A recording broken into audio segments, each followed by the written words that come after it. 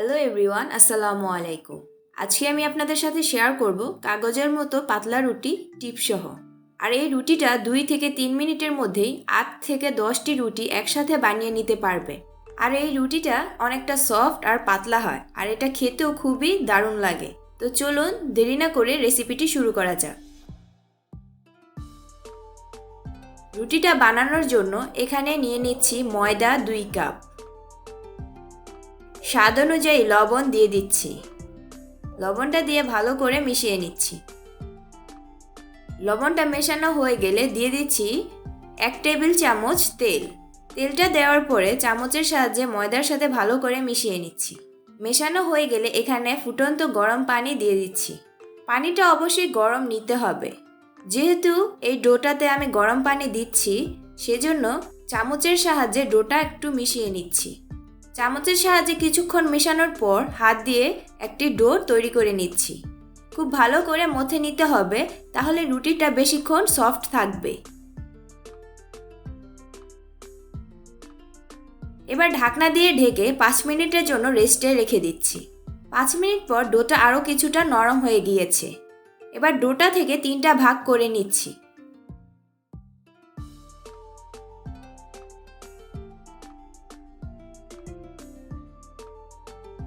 এবার 3টা ভাগ থেকে একটি ভাগ নিয়ে নিচ্ছি, আর এর উপরে কিছুটা ময়দা ছিটিয়ে একটি পাতলা রুটি বানিয়ে নিচ্ছি। নর্মালি আমরা সবাই যেভাবে রুটি বানাই ঠিক সেইভাবেই রুটিটা বানিয়ে নিয়েছি। রুটিটা এরকম পাতলা হবে। রুটিটা বানানো হয়ে গেলে একটি বয়ামের ক্যাপ নিয়ে 5টা রুটি কেটে নিচ্ছি। আপনারা চাইলে এর থেকে বড় সাইজের করেও কেটে নিতে পারেন। এবার বাড়তি অংশটুকু উঠিয়ে নিচ্ছি, আর ছোট রুটিগুলো এক সাইড করে নিয়েছি। কিছুটা ময়দা ছিটিয়ে এর ওপরে একটি ছোট রুটি রেখে দিচ্ছি, আর এর মধ্যে তেল ব্রাশ করে দিচ্ছি। তেল ব্রাশ করা হয়ে গেলে এর ওপরে ময়দা ছিটিয়ে দিচ্ছি। ময়দা ছেটানো হয়ে গেলে আরও একটি রুটি এর ওপরে রেখে দিচ্ছি। একইভাবে পরপর রুটিগুলোর ওপর তেল ব্রাশ করে একের পর এক রুটি দিয়ে সেট করে নিচ্ছি। রুটিগুলো আমার সেট করা হয়ে গেছে। এখন এর উপরে কিছুটা ময়দা ছিটিয়ে আবারও একটি পাতলা রুটি বানিয়ে নিচ্ছি। সচরাচর আমরা রুটি যেরকম পাতলা খাই সেরকম সাইজেরই করে রুটিটা বানিয়ে নিচ্ছি। রুটিটা ঠিক এরকম পাতলা হবে। রুটিটা বানানো হয়ে গেলে সঙ্গে সঙ্গে ভেজে নিতে হবে, তা না হলে একটার পর একটা লেয়ার একসাথে লেগে যাবে আর খুলতে চাইবে না। ফ্রাই প্যানটা হালকা গরম হয়ে গেলে রুটিটা দিয়ে দিচ্ছি। এই পর্যায়ে চুলার আঁচ মিডিয়াম লোতে থাকবে। 7-8 সেকেন্ড রুটিটা ভেজে নিচ্ছি। 7-8 সেকেন্ড পর রুটিটা আবারও উল্টে দিচ্ছি। উল্টে দেওয়ার পর একটি চামচের সাহায্যে ভালো করে রুটিটার মধ্যে প্রেস করে দিচ্ছি। এতে করে রুটিটা ভালো করে ভাজা হবে। নর্মালি রুটি তৈরি করতে যেরকম সময় লাগে ঠিক সেরকম সময়ই লাগে এই রুটিটা তৈরি করতে। এবার উল্টে দিচ্ছি। রুটিটা হয়ে গেলে এর সাইডের লেয়ারগুলো আপনা আপনিই খুলে যাবে।